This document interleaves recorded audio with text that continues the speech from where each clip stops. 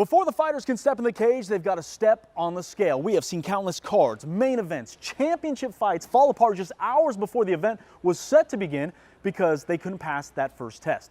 Just last year here in Vegas, UFC 279, one fighter missed weight. The promotion had to reshuffle the entire deck just to save the show, which is why over the last few months I spoke with UFC athletes, both past and present, to find out why they consider weight cutting the fight before the fight.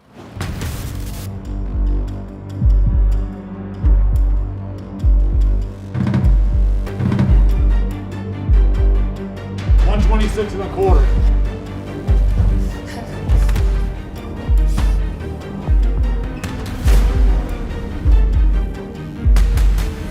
185 and a half. Official weight, 259 pounds. 205. You're completely dehydrated, completely. People may see like TV shows, guys stranded in the desert, you know, they're praying for water. You feel that in real life. The fight is fun, guys. Let me explain to you, like getting in the cage, fighting someone is like, for most of us, that's the part we want to do. No one wants to do the weight cut. It's by far the worst part of it. Not fun. Weight cutting is not fun. It's the life of a fighter and the weight cut, you know, it's normal. Everybody goes through it. Got to make weight. I don't know anything to compare weight cutting to, really. I mean, here's the irony of a weight cut. You are depleting your calories, depleting your water, depleting electrolytes, things your body needs for competition, right before a competition.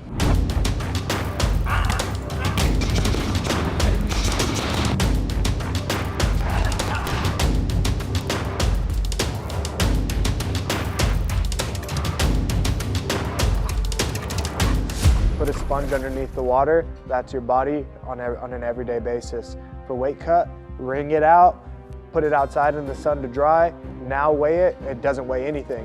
And that's exactly what weight cutting is. It's not the most perfect part of the game, but it's always going to be there because you're always going to have guys cutting weight to try to get an advantage to win. That's never going to change. The purpose of the weight cut is for athletes to compete at lower weight classes. After their official weigh-in, they then rehydrate, filling the body back up to get stronger ahead of fight night. This part of the fight game is one of the main reasons the UFC Performance Institute was built, so athletes wouldn't have to fight that battle alone. That's part of the reason why we built the PI. The PI is there for all these fighters that are under contract with us to use. And what they do is they do a full health evaluation on you first. Then they bring you in and they show you how to train properly. They show you how to cut weight properly too. Meet Charles Stoll, a performance nutrition manager at the PI and one of 6 employees in his department, dedicated to helping the 650 plus athletes on the UFC roster. Our recommendation is to not have an acute weight cut greater than 6%, and we go out of our way to ensure and resource our athletes in terms of food, as well as our undivided attention and programming over fight weeks to ensure that our athletes are put in a position where they don't have to cut as much weight. Staff at the PI, including Charles, did a study on more than 600 UFC athletes between 2020 and 2022, determining the average weight cuts for fighters in each weight class during fight week. Now, there are 9 weight classes in the promotion, and the study determined 7 of them, on average, have fighters cutting more than the recommended 6% body mass threshold. For example, UFC featherweights, who have to weigh in at 145 pounds, have the most aggressive weight cuts at 8.2%, meaning on average they're cutting 12 pounds within a 72-hour period. On the other end of the spectrum are the heavyweights, who can't be over 265 on the scale. On average, they only need to cut about 2.8%, though that still amounts to a little more than 7 pounds of body mass. Work, grind, work, grind, work, grind, be the best of all time. I said work, grind, work, grind, work, grind, be the best of all time. I said work, grind, work, grind, work, grind. Now, the numbers only tell part of the story. Since every fighter is a different shape and size, that means not all weight cuts are created equal. Just ask Vegas' own Tatiana Suarez, who explains why a female fighter's weight cut can be more complicated than their male counterparts. I think it might be a little bit more difficult for females just because we don't have as much muscle, so we don't carry as much water. We happen to be on our menstrual cycle during that time. It might be holding a little bit more than usual because we retain water a little bit more. I have cut weight when I was, and I didn't have an issue, but you know, I know everybody's body is different.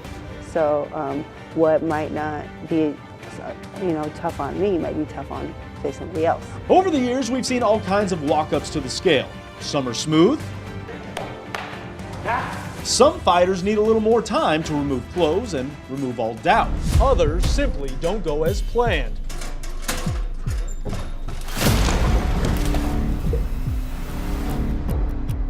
I was 205 pounds, like fighting at 170 pounds. One fight, I got rhabdo, and it means essentially your body starts to metabolize muscle that it shouldn't, which makes your kidneys overload, and that can kill you. Cutting weight has its consequences, but so does missing weight on the scales. Athletes have been fined, fights have been canceled, and for some, the biggest casualty is their reputation. If I'm not on, I'm cutting my hair off. We used to put Epsom salts in the bath. So yeah, I used to do all the wrong stuff. I got to a point of I started clipping my toenails. I was willing to literally like shave every ounce of hair. Las Vegas high school grad Khalil Roundtree never went to those lengths, but his dedication to the sport has been there since 2010. At 19 years old, he was depressed, having suicidal thoughts, and weighed over 300 pounds, until one day he saw an episode of The Ultimate Fighter 10.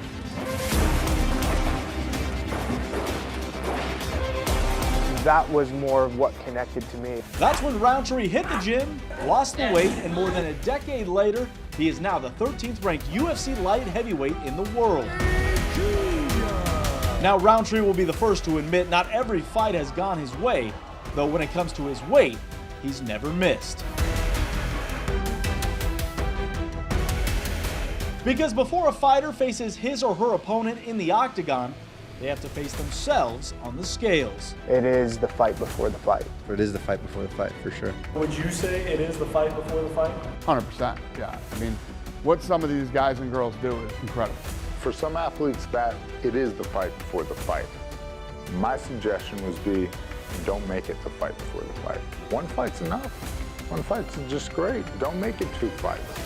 You know, set yourself up for success. As we heard from Dana White, weight cutting will always be part of the fabric of the UFC. And in the nearly 6 years since the UFC Performance Institute was built here in Vegas, those issues have decreased, which is why the promotion built one in Shanghai, China, planning another in the Middle East and Africa, and are set to open another UFC Performance Institute in Mexico at the end of this year, all for the betterment, the health, and the safety of their athletes.